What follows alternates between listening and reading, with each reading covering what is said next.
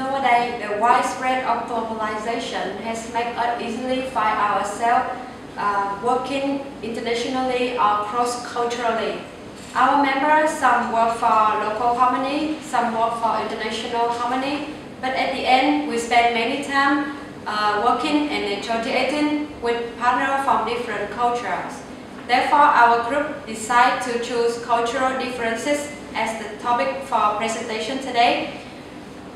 For cultural differences, there are 5 dimensions will be presented and displayed in the slide. Each member will choose one dimension that they think the most important to them. My name is Phương. I will present about power distance. Power distance refers to the way in which power is distributed in a society. Is the extent to which the less powerful people accept that power is distributed unequally. In a high power distant country, the relationship between the boss and the subordinate is more of dependence. Therefore, leaders are expected to make all difficult decisions and resolve disputes. The subordinate only follow the leader decision. In contrast, in the low power distant country, the relationship between boss and subordinate is more of interdependence. Boss and subordinate work openly together to make decisions, and if they cannot come to a final satisfactory decision, they will choose mediators. An example of high power distant countries are Asian countries, including Vietnam, India, and China. Example of low power distant countries are US, Canada, and Australia. In my experience working with as a furniture manufacturer, I have worked with many customers from America and Korea. For American customer, the boss and the subordinate come and sit with me in the same table. The boss will oftenly ask opinion from the subordinate to make the final decision in negotiation. For Korean customer, only the boss come and sit with me in the table. Subordinate sometimes are there but are never being asked for opinions.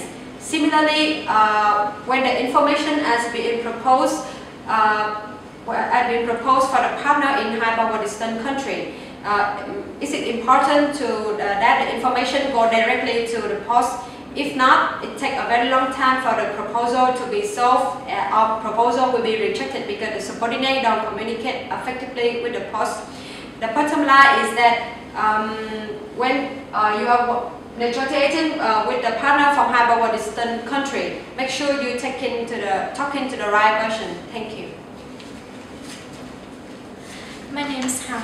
I think uncertainty avoidance is the most significant role to the cultural differences. Uncertainty avoidance is how people feel comfortable and uncomfortable in the visual unusual situations. And in high uncertainty avoidance, people usually less comfortable with the novel situation, so that they try to optimize avoid uncertainty through formal and informal rules such as law and regulations. Some countries which have a long history, they have affected by conservation and resistance. The new ideas and challenges is unacceptable.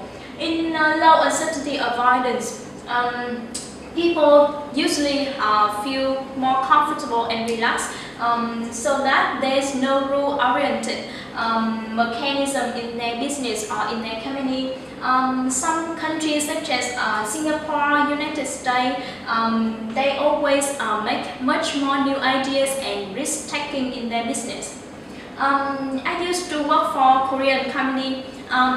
They are really tight laws in security system. The boss is always the highest person who have power to make decision and in every single decision in the company. However, some of my friends, they used to work for American company. There's no strict rules or laws in their company to in how to work to get the result, and they always push the employees and their personnel to create more creative and out-of-box thinking. So that I have some recommendation to work with these cultures.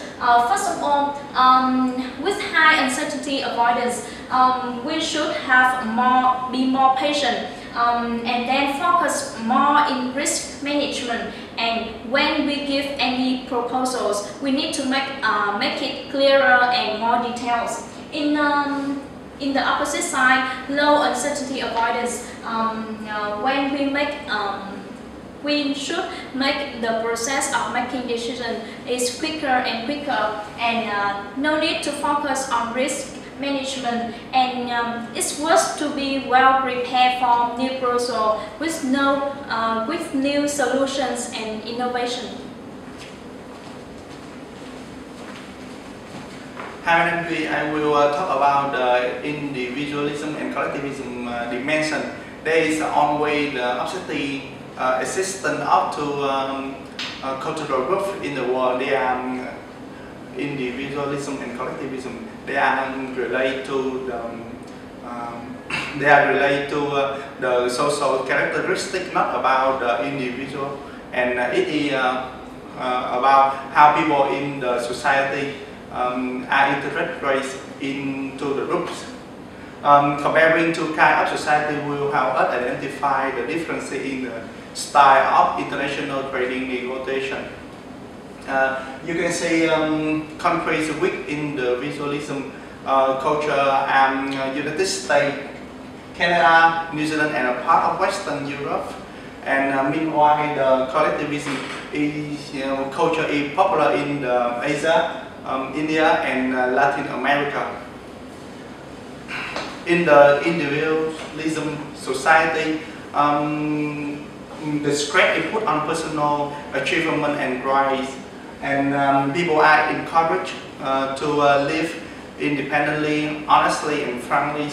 In other words, independent action and decision are respected in the kind of society.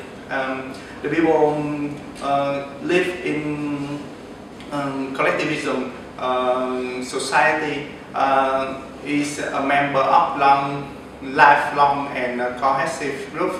In this society, individual goals are governed by the collective goal, and moreover, harmony, modesty, politeness are important requirement for every member in this kind of society.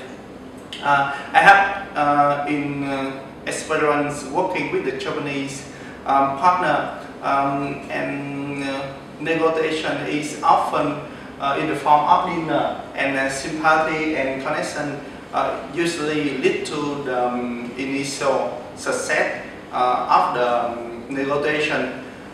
Japanese like team decision making, so you must identify the people who have a right to make the decision, because they often not a speaker, moreover because the decision will often not be made in the first meeting. So negotiators should avoid impatience and conservation, and the negotiator should be clear at all points and view. Do not go around. Personally, creating relationship is play important role in the success of negotiation with the collectivism culture partner, and in-depth understanding in the visualism and collectivism issue will strengthen the information and knowledge power of the negotiator and ensure the negotiation under the control and achieve the success as expected. Thank you.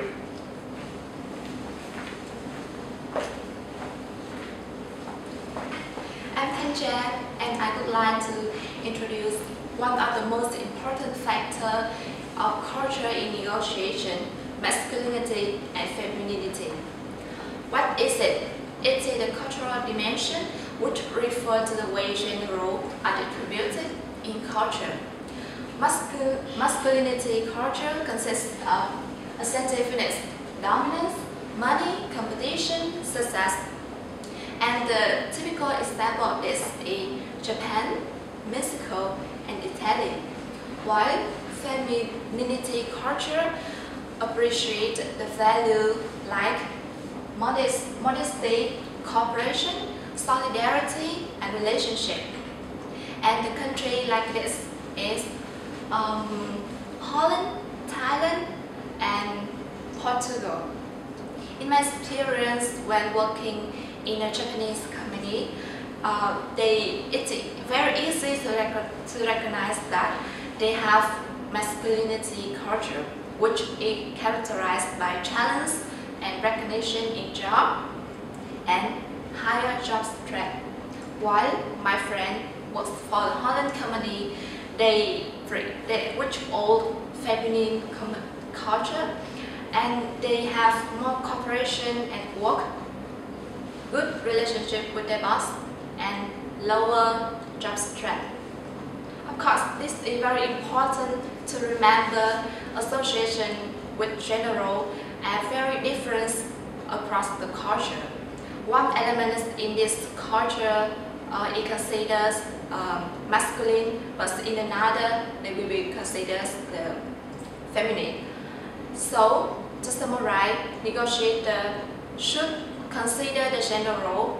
It play out in the context of the negotiating partner to get the win-win result. Thank you.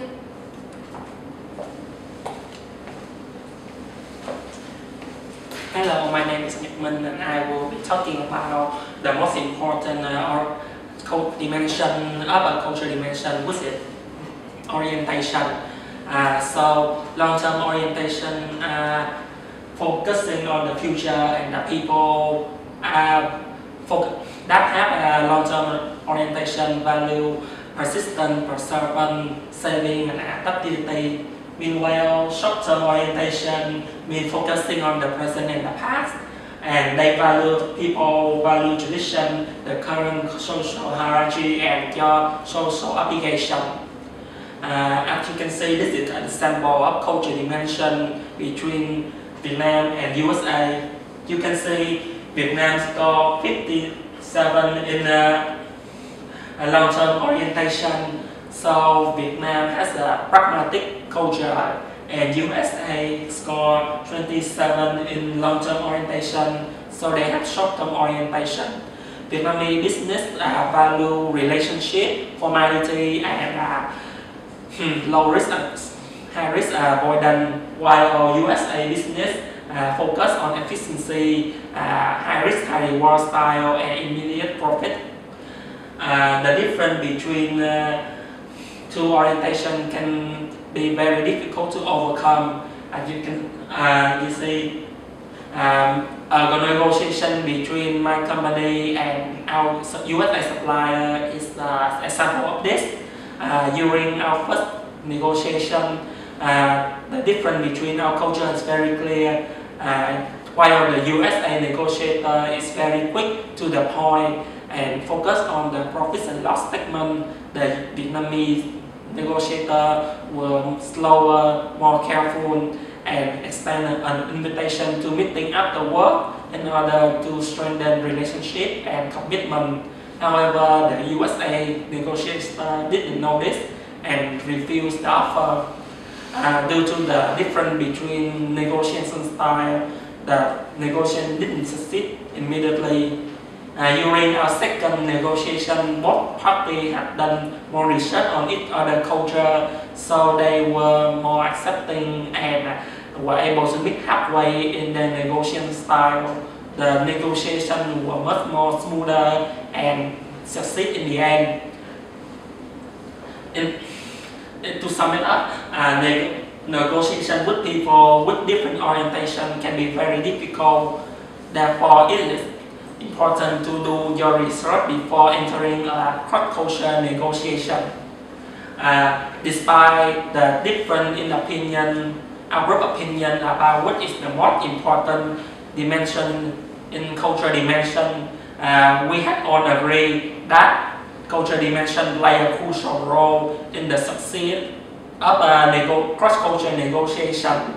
Therefore, it is very important to research the other culture, for it will show that you respect and that you are willing to work together with them in order to succeed.